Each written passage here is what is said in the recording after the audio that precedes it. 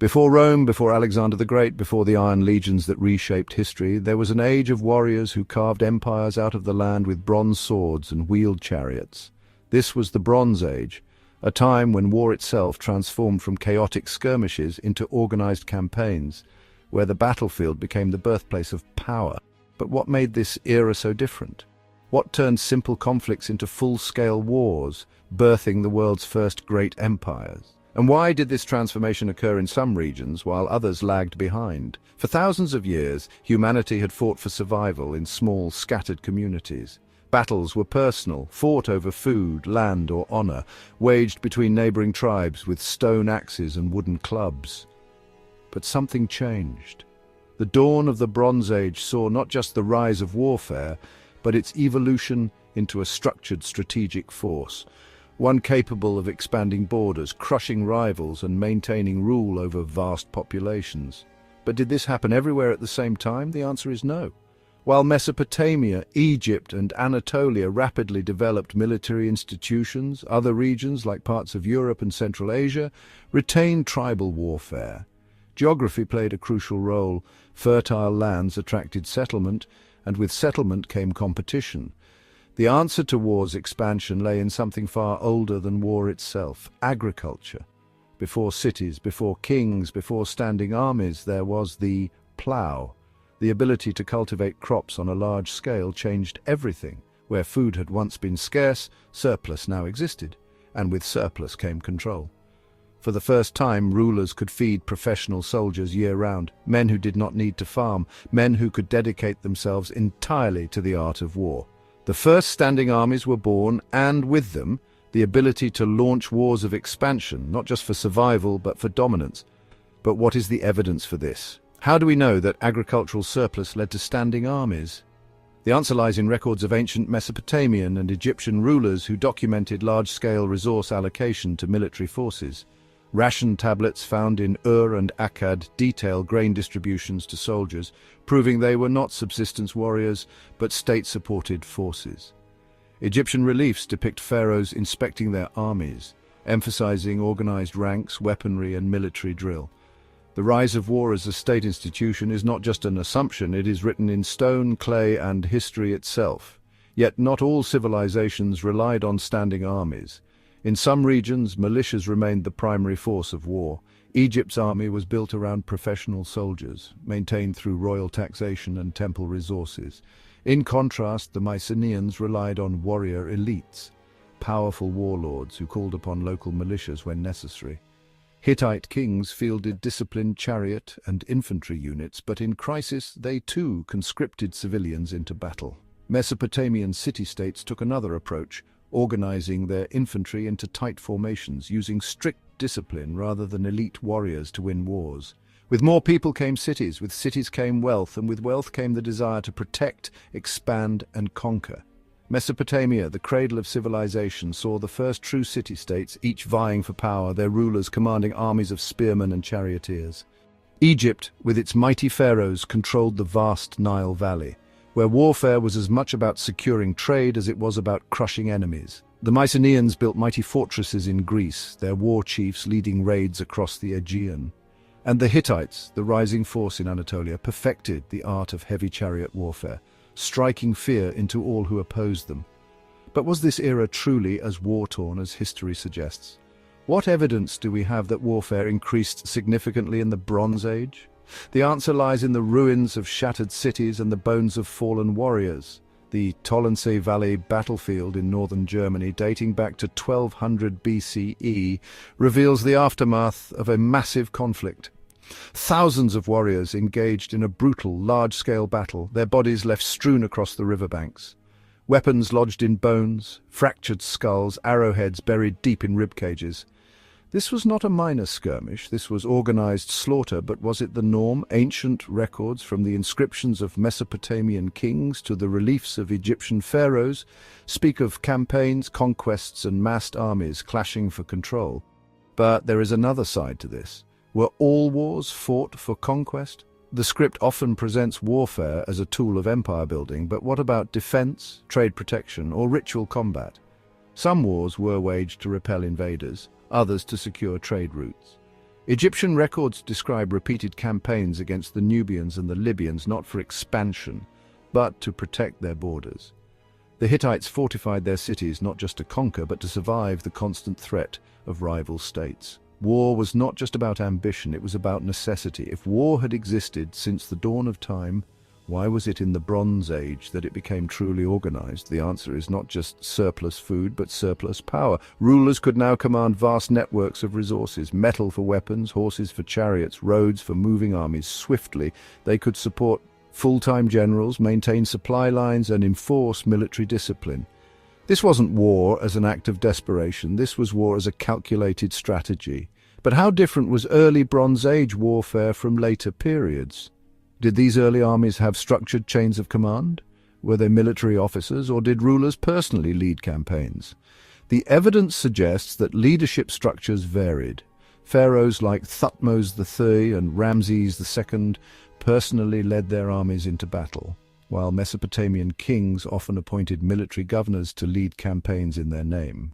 In the Hittite Empire, the king was the supreme commander, but high-ranking officers, called Lugal or Gal-Mesedi, played crucial roles in battlefield organization. These early forms of hierarchy foreshadowed the professional military systems that would define later empires. And so the first superpowers were born, not just through force, but through strategy, resources, and state control. But how did these early civilizations actually fight? What tactics did they use? And who were the warriors that stood at the heart of these empires? To understand the battles of the Bronze Age, we must first meet the men who waged them.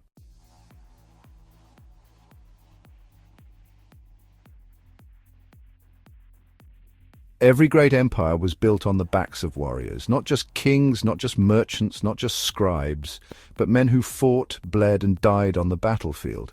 Yet not all warriors were the same. Each civilization had its own method of war, its own elite fighters, its own way of conquering and surviving. From the lightning-fast chariots of Egypt to the armored shock troops of Mycenae, from the disciplined ranks of Mesopotamian spearmen to the heavy-hitting war machines of the Hittites, the Bronze Age saw an explosion of military innovation. But how do we know about their tactics? How did they develop? And what do the sources really tell us? Egypt's greatest weapon was speed. The war chariot was their instrument of war, a marvel of engineering that could turn the tide of battle in an instant. But how do we know they were so effective? The answer lies in the vast number of reliefs, tomb paintings, and inscriptions left behind by Egyptian rulers. Temple walls at Karnak and Luxor depict pharaohs riding into battle, their chariots adorned with quivers full of arrows, their horses rearing up as enemies scatter. The remains of Egyptian chariots found in burial tombs further confirm their superior craftsmanship. Lightweight wooden frames reinforced with raw hide, their wheels thin yet durable, designed for maximum mobility on the flat sands of the Nile Valley. But were chariots truly as dominant as the Egyptians claimed? The reality is more complex. While Egyptian charioteers were masters of ranged warfare, firing volleys of arrows while in motion, they were not invincible. Their chariots were highly effective on open ground, but in mountainous or uneven terrain, they became liabilities. Against enemies who avoided direct engagements, such as the Libyans who fought in loose formations, they were less effective. Egyptian records glorify their victories, but they rarely describe the logistical challenges their chariots faced in prolonged campaigns. Meanwhile, the Mycenaean warriors took a different approach. But were they truly masters of siege warfare, as some suggest? The evidence presents a more nuanced picture. The Mycenaeans were certainly raiders striking coastal cities and islands across the Aegean. Their weapons, long bronze swords, large tower shields, and boar's tusk helmets, suggest a preference for brutal close-quarters combat. They were not lightly armored skirmishers, but heavily armed warriors who thrived in chaotic melee-based battles. However, while their own cities, such as Mycenae and Tiryns, were heavily fortified, direct evidence of them conducting prolonged sieges is scarce. Some scholars argue that the legendary Trojan War may have involved a drawn-out siege, but no archaeological evidence confirms the use of siege engines or systematic siege tactics. Instead, it appears that Mycenaean warfare was centered around swift, high-impact assaults rather than prolonged encirclements. This raises a key question. Did the Mycenaeans avoid sieges because they lacked the technology, or because their style of warfare favored decisive raids? The Hittites, however, did perfect a form of heavy-hitting combat. Their warriors were not known for speed, but for sheer impact. Their chariots were not built for agility, but for destruction. But why did they choose heavier chariots when the Egyptians went for speed? The answer lies in their geography. Anatolia, with its rugged hills and unpredictable terrain, made the use of lightweight, high-speed chariots impractical. Instead, the Hittites built theirs with reinforced axles and an extra crew member, using them not as fast-striking ranged units, but as shock platforms. These chariots carried 3 men, a driver, a warrior with a spear or axe, and a shield-bearer to protect them in combat. But how effective were these heavier chariots in actual battle? At the Battle of Kadesh, one of the most famous Bronze Age battles, the Hittites used their chariots in massive, coordinated charges, smashing into the Egyptian forces and causing widespread panic. Unlike the Egyptians, who used chariots as mobile archery platforms, the Hittites turned them into battering rams, designed to break enemy lines through sheer force. But their weight came at a cost. While devastating in a charge, they were slower and harder to maneuver, making them vulnerable to counterattacks if the initial strike failed. The Mesopotamians were perhaps the first to see war as a science. Their armies moved not as scattered warriors, but as coordinated forces, with ranks of spearmen arranged in tight formations, shields interlocked, creating an impenetrable front line. But how do we know they used such tactics? The answer lies in cuneiform tablets, military steles, and depictions from the ancient city of Ur, which show structured battle lines rather than the chaotic melee of earlier warfare. But did Mesopotamian warfare truly resemble a phalanx, as some suggest? The reality is that their formations were likely more flexible than later Greek phalanxes. While spearmen did form tight ranks, they were often supported by archers positioned behind them, raining arrows on advancing enemies. Additionally, records from Akkadian and Assyrian campaigns suggest that Mesopotamian armies also made use of war carts, an early precursor to the chariot, which provided mobile fire support before heavier chariots took over in later centuries.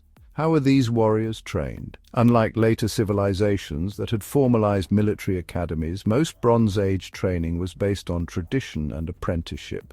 Egyptian charioteers came from noble families, learning the art of war from a young age, mastering the bow and the reins simultaneously. Mycenaean warriors were trained through direct experience. There were no centralized training camps, only the brutal reality of warfare itself. Hittite charioteers had extensive preparation, as driving a 3-man war chariot required precise coordination. Recruitment also varied. Egyptian armies included professional soldiers, but also relied on conscripts drawn from the peasantry. Mycenaean warriors were aristocratic elites, with commoners fighting only when summoned by their rulers. Mesopotamian kings maintained both standing forces and levied troops from city-states, with strict organization ensuring battlefield discipline. 4 civilizations, 4 different approaches to war, but how did these strategies play out when they clashed? The true test of any army is not in training, but in battle. And the battles of the Bronze Age were legendary. Some shaped history, others rewrote it. And one, above all, was the first war ever recorded, the Battle of Megiddo.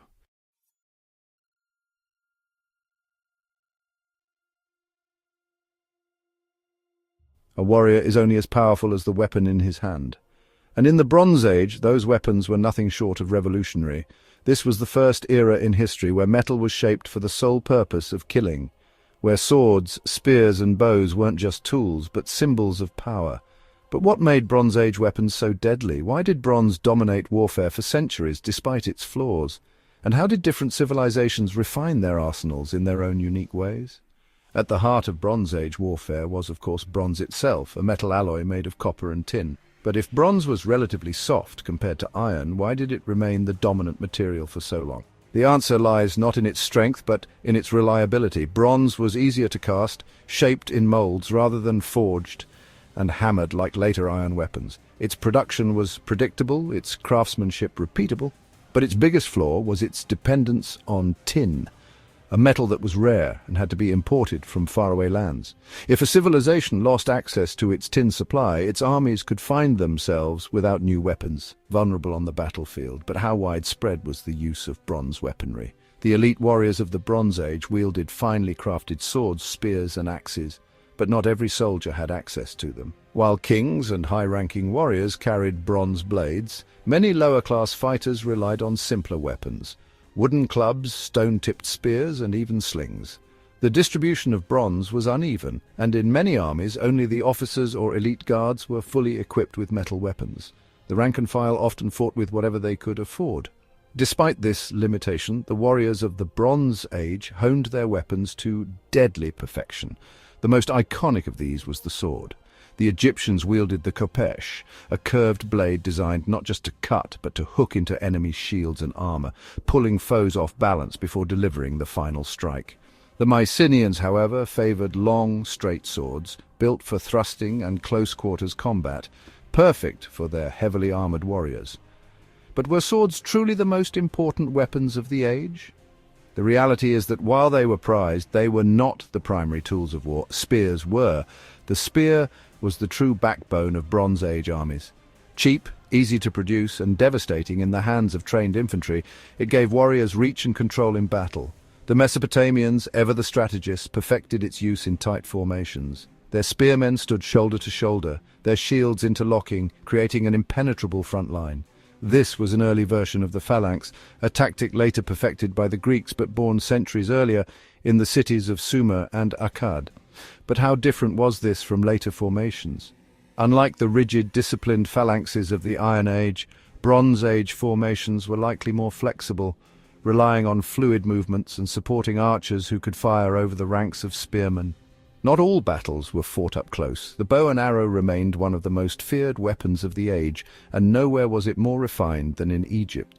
The Egyptians were among the first to adopt the composite bow, a technological marvel crafted from layers of wood, sinew, and horn. Unlike simple wooden bows, the composite bow had far greater power, able to fire arrows at longer distances with deadly force. This gave Egyptian charioteers a crucial advantage, allowing them to weaken enemy forces from a distance before engaging. But what made this weapon so effective, and why didn't every civilization adopt it? The answer lies in its complexity. Composite bows took months to craft. Their materials needed precise conditions to bond properly. They were expensive, fragile in damp climates, and required years of training to master. It was a weapon of the elite, not the common soldier. But how do we know the composite bow was superior to self-bows? The evidence comes from both archaeological finds and historical accounts. Ancient Egyptian records describe the bow's effectiveness against enemies, and tests on surviving bows reveal that they had significantly greater range and penetration power compared to their simpler wooden counterparts. However, their fragility meant that while they were powerful, they were not universally adopted. Civilizations with humid climates, such as in Mesopotamia, often stuck with traditional self-bows that were more durable. Of course, weapons are only one part of survival on the battlefield. Defense is the other. Shields evolved from simple wooden planks to reinforced barriers covered in leather and bronze. Helmets, too, became more advanced, with early bronze designs protecting the head while allowing for visibility and mobility. But how widespread was body armor? Unlike later iron and steel plate armor, bronze armor was rare, mostly reserved for kings, generals, and the elite warriors who led charges into battle. Most soldiers relied on shields and speed, understanding that mobility was just as crucial as protection. Did different civilizations develop unique styles of armor? The evidence suggests they did. Mycenaean warriors wore full cuirasses made of bronze plates, as seen in the famous Dendra panoply, an early form of full-body armor that provided exceptional protection but limited mobility. Meanwhile, Egyptian soldiers typically wore linen armor, reinforced with leather or bronze scales, allowing for better movement in the desert heat. Hittite and Mesopotamian troops often used layered leather armor, sometimes reinforced with small bronze plates, offering a balance between protection and flexibility. Despite all these advancements, one unavoidable truth remained. Bronze had limits. Unlike iron, it dulled quickly and was prone to bending. This was a fatal flaw in prolonged battles where weapons had to withstand repeated blows. But at the time, there was no alternative. Bronze was all they had, and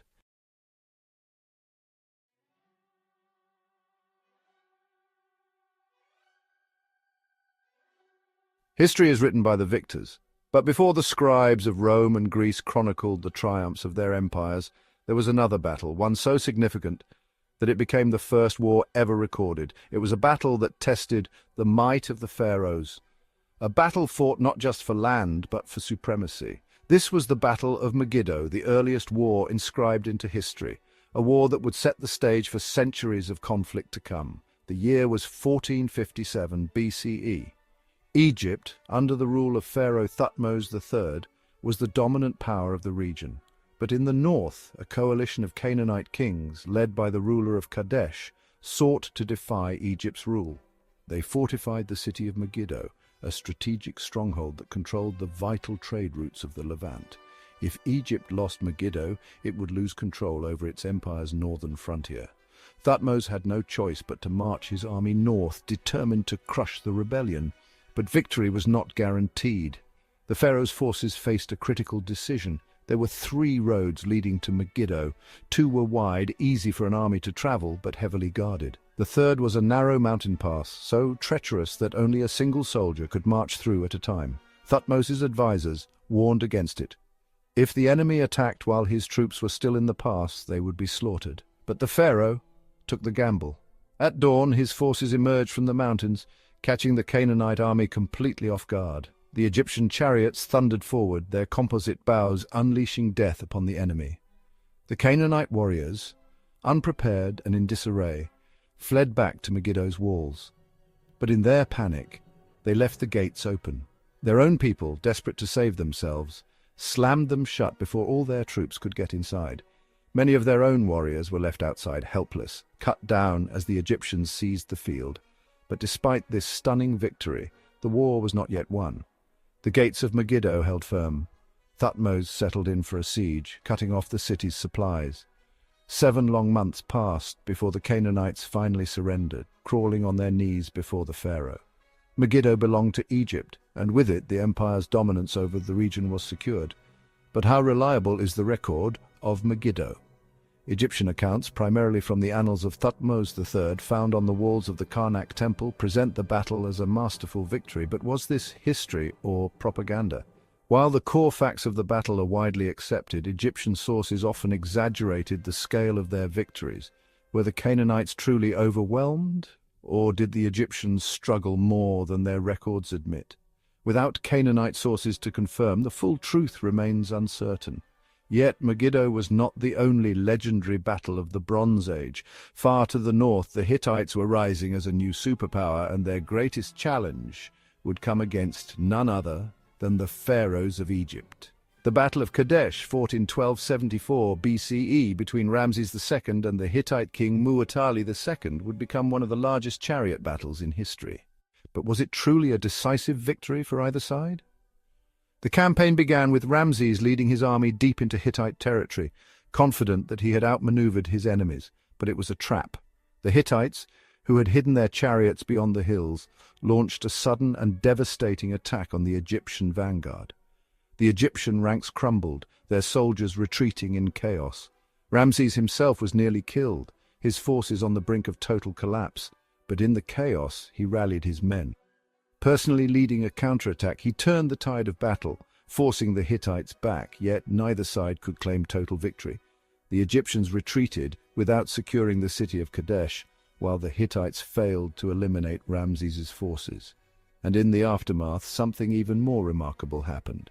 The first known peace treaty in history was signed, an agreement between 2 great powers, proving that even in an age of war, diplomacy could still triumph. But how reliable is the Egyptian version of Kadesh? Ramses II, known for his elaborate self-promotion, inscribed his victory on multiple temple walls, presenting the battle as a decisive triumph. However, Hittite records suggest a more balanced outcome. The treaty itself, discovered in both Egyptian and Hittite versions, suggests that neither side was in a position to decisively defeat the other. Kadesh, then, was not a moment of conquest, but a recognition of the balance of power. Beyond these 2 famous battles, other wars of the Bronze Age left their mark. The conflicts between the Mycenaeans and the city of Troy, immortalized in later Greek tradition, may have had roots in real historical conflicts. Though the details of the Trojan War remain shrouded in legend, archaeological excavations at Hisarlik, the site believed to be Troy, reveal evidence of violent destruction. But was this destruction caused by Mycenaean warriors, or was it part of the wider collapse of Bronze Age civilizations? The Hittite Empire itself fought numerous wars against the Assyrians and the Babylonians, each battle shaping the balance of power in Mesopotamia.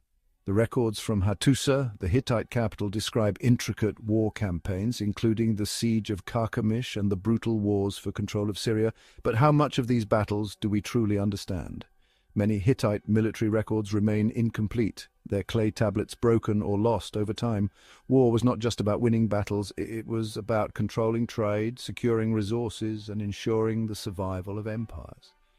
The battles of the Bronze Age were fought not only with swords and chariots, but with alliances, betrayals, and shifting political landscapes.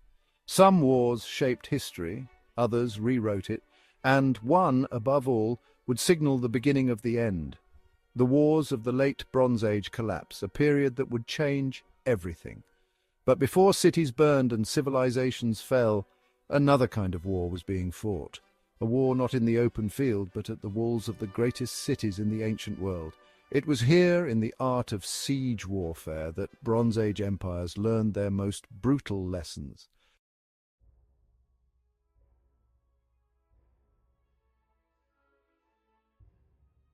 War is not always won in open battle. Some victories are decided not by swords or chariots, but by walls that must be breached, gates that must be broken, and cities that must be taken.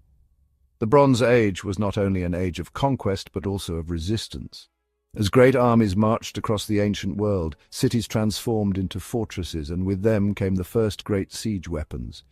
Machines designed not just to kill, but to destroy the very foundations of power itself. But how common were sieges in the Bronze Age? Did armies truly develop complex siege warfare, or was city-taking still a matter of prolonged starvation and surrender? The need for siege warfare arose from necessity.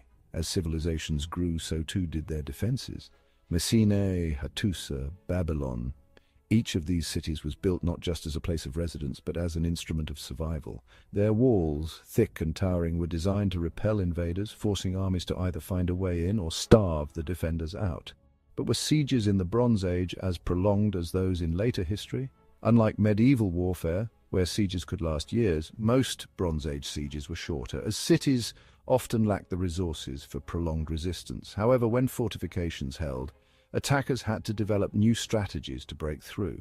To breach these defenses, early siege technologies emerged. The simplest and perhaps most brutal was the battering ram. A massive wooden beam reinforced with bronze swung repeatedly against a city's gates until they splintered and collapsed. But even this required coordination and protection. Rams were often shielded by wooden coverings to guard against arrows, spears, and boiling oil from above. But how widespread was the use of battering rams? The first recorded use of these weapons appears in Mesopotamian reliefs, where Assyrian armies, who would later dominate siege warfare, are depicted using them to storm enemy fortresses. However, there is little direct evidence that Bronze Age armies relied heavily on such machines. Often brute force and fire were used instead, but brute force was not always enough. The Mycenaeans, famous for their fortified citadels, developed another method: siege ramps. Instead of attempting to break through a gate, they would construct massive earthen inclines, allowing their warriors to march directly up to enemy walls. But did the Mycenaeans actually use siege ramps, or is this just a hypothesis? The remains of a large ramp at Hattusa suggest that the Hittites employed this strategy, while the destruction layers found at sites like Troy suggest that cities were often taken through direct assaults rather than prolonged sieges. Then there were the sappers, engineers who waged war not on the battlefield but beneath it. Rather than attacking a city's walls directly, some armies dug tunnels beneath them, weakening their foundations until they collapsed under their own weight. But was tunneling truly a widespread tactic in the Bronze Age? Evidence from later civilizations, such as the Persians and the Romans, shows that sapping was a well-developed strategy, but Bronze Age records are less clear. Some scholars suggest that Mesopotamian and Hittite armies may have experimented with it, but definitive proof is scarce. But what about the defenders? They were not idle. The architects of the Bronze Age designed fortresses with deadly precision. Hattusa, the capital of the Hittites, was surrounded by double walls, reinforced with massive gateways, designed to funnel invaders into narrow kill zones. But did these walls work? The fact that Hattusa fell suggests that no defense was invincible. Babylon, with its complex system of moats and defensive towers, forced attackers to fight through multiple layers of obstacles. Mycenaean cities were built atop steep hills, their walls made of massive stone blocks so large that later Greeks would believe they had been built by giants. But how often did these fortresses actually withstand attack? In many cases, when cities fell, it was not because of direct assaults, but because of political betrayals, starvation, or internal strife. How effective were these siege tactics? The truth is, most sieges were slow, grinding conflicts. Starvation, disease, and psychological warfare often decided the outcome long before the walls ever fell. Yet when they did, the results were catastrophic. Cities were burned, their people enslaved or slaughtered, their temples and palaces reduced to rubble. It was a brutal reality of Bronze Age warfare. Victory was absolute and mercy was rare. But is this entirely accurate? Some records suggest that conquering armies sometimes spared cities, integrating them into their empires rather than destroying them outright. The Hittites, for example, often resettled conquered populations rather than massacring them. Beyond individual battles, siege warfare in the Bronze Age marked a turning point in military history. For the first time, wars were no longer just fought in open fields. They were fought over cities, over resources, over the very idea of civilization itself. And as siege warfare developed, so too did the importance of fortifications, defensive engineering, and strategic positioning. Some cities, like Troy, would hold out against sieges for years, while others, like Babylon, would fall and rise again under new rulers. But for all the innovation in siege warfare, the ultimate fate of these cities was not determined by their walls or their war machines. It was determined by something far greater: the civilizations that built them, the strategies they employed, and the empires they forged. And as the Bronze Age neared its end, these great empires would leave behind a legacy not just of conquest, but of innovation. The foundations of military history were being laid piece by piece, battle by battle. And yet nothing lasts forever. Even the greatest armies can fall, even the most powerful empires can crumble. And when the Bronze Age finally met its end, the world of warfare changed forever. But how much of this legacy endured? Did Bronze Age tactics survive into later centuries? And how did the transition from bronze to iron reshape the art of war forever? These are the questions that would define the next age of conflict.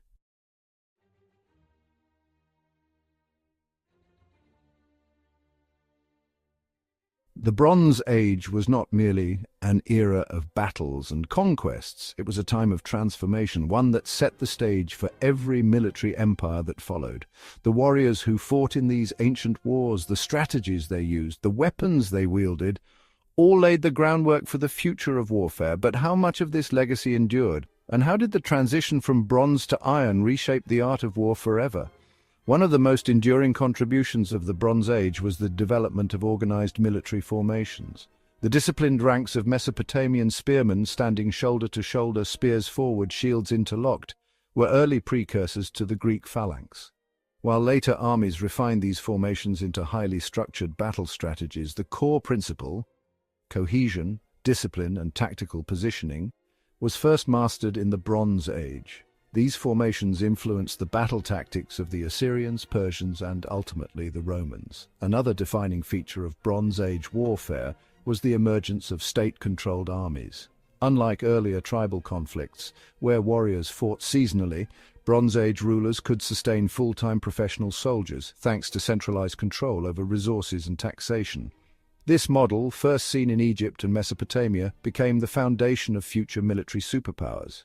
The idea of a permanent military force, separate from civilian life, remained fundamental to empires long after the Bronze Age had ended. However, not all innovations endured. The war chariot, once the pinnacle of battlefield dominance, eventually faded into history.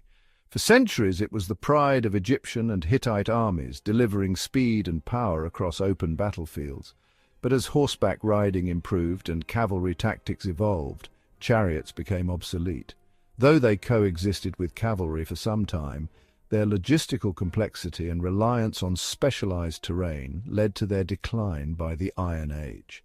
The future of warfare belonged to mounted warriors, who could move faster and engage more flexibly than any chariot ever could. Siege warfare also marked a turning point in military history. The towering fortresses of Mycenae, Hattusa and Babylon demonstrated how defensive architecture could shape entire battle strategies.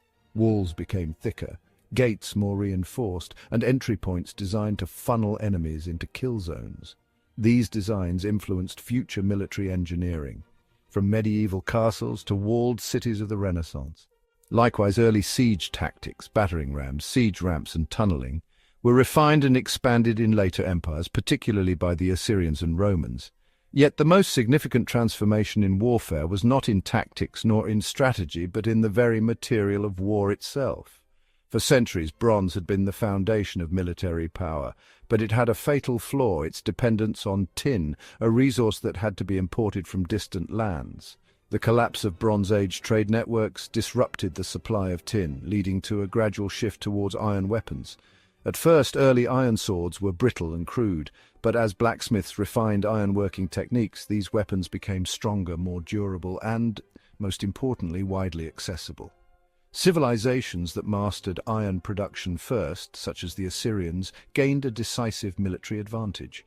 The transition from bronze to iron was not immediate, nor was it solely responsible for the fall of Bronze Age superpowers. Mycenae, the Hittites, and the great city-states of Mesopotamia collapsed not simply because of weaker weapons, but due to a perfect storm of disasters: climate change, famine, invasions, and internal instability. War played a role in their downfall, but it was only one piece of a much larger puzzle. Still, the military lessons of the Bronze Age did not die with its civilizations. Future empires built upon their foundations, refining their strategies and adapting their weapons to new realities. The disciplined formations of Mesopotamian spearmen evolved into the phalanxes of Greece and the legions of Rome. Siege warfare grew more sophisticated, leading to larger and longer campaigns. Even the concept of professional standing armies, first established in the Bronze Age, remained a defining feature of military history for millennia. As we look back at this distant era, one truth remains undeniable: war may change, empires may rise and fall, but the warriors of the Bronze Age, their strategies, their innovations, their legacy, continue to shape the very nature of battle itself.